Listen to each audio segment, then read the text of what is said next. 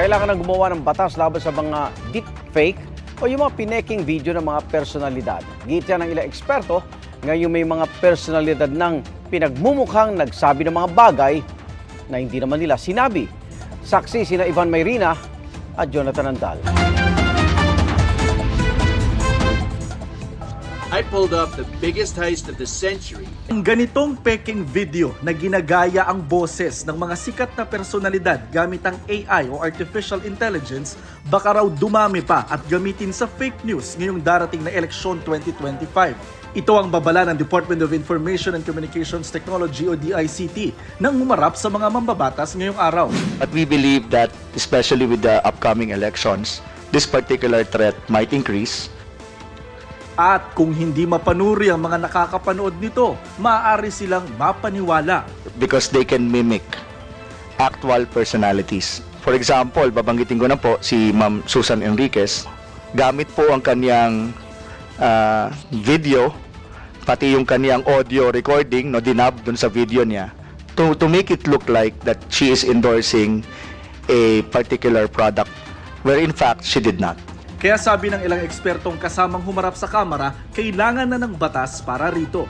Wala pa tayong batas laban sa deepfakes. Malapit na po mag-eleksyon, dapat gumawa tayo ng batas tungkol dito para mapagbawalan o ma-regulate ang paggamit ng AI. Bukod sa deepfakes, nagbigay din ng ulat ang DICT sa Kamara tungkol sa nangyaring cyber attack sa ilang website ng gobyerno na ayon sa DICT, kagagawan daw ng mga hacker na nasa China.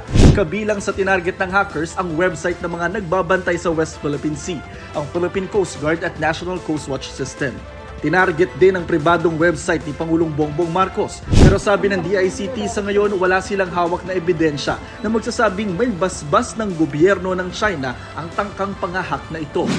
The type of attack used is not is very sophisticated. I would call it, Mr. Chair and to the members of Congress, theoretically perfect. Pinag-aralan at magagaling yung gumawa ng malware. Ang website ng House of Representatives, milyong-milyong cyber attacks daw ang natatanggap araw-araw na layong lunurin ng server at mag-down ng website. Sa Senado, pinaiimbestigahan na rin ang cyber attack na ito ng mga hacker na nasa China. Tama na ang tsa-tsa.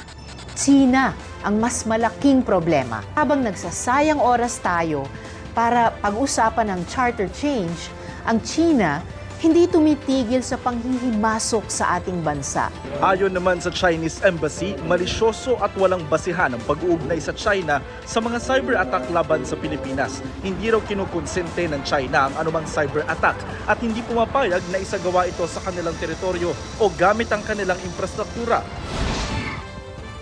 Sa gitna nito, tumaas din daw ang cybercrimes o krimeng gamit ang internet base sa ulat ng PNP kay Pangulong Marcos. Kaya mismo ang Pangulo, kinikilala raw na banta ito. There is a need for us to focus on cybercrimes. As instructed by our President, we are intensifying down to the police station level, municipal level. We will have police officers who are trained to handle cybercrime or online crimes. Kung noon pinakamarami sa mga talang krimen ng theft o pagnanakaw, ngayon napalitan ito ng pagnanakaw pa rin, pero internet-based na o yung tinatawag na online swindling o estafa. Pasok din sa top 10 cybercrimes ang identity theft o pagpapanggap na ibang tao online, ATM o credit card fraud, pati mga pagbabanta at pambablackmail online. Para labanan ng mga yan, magtatatag ng Cybercrime Training Institute para sa mga pulis, pati Cybersecurity Center para makaresponde agad ang PNP sa mga banta ng hacking. Tuloy rin ang ugnayan ng Information and Communications Technology Department sa mga ahensya ng gobyerno para palakasin ang depensa laban sa mga hackers. Kailan lang ay sunod-sunod ang hacking sa ilang government agencies. Bagay na paksa ng briefing ng DICT sa Pangulo. Para sa GMA Integrated News, ako si Ivan Mayrina. Ako po si Jonathan Andal, ang inyong saksi. Mga kapuso, sama-sama tayong maging saksi. Mag-subscribe sa GMA Integrated News sa YouTube at para sa mga kapuso abroad, samahan niyo kami sa GMA Pinoy TV at sa www.gmanews.tv.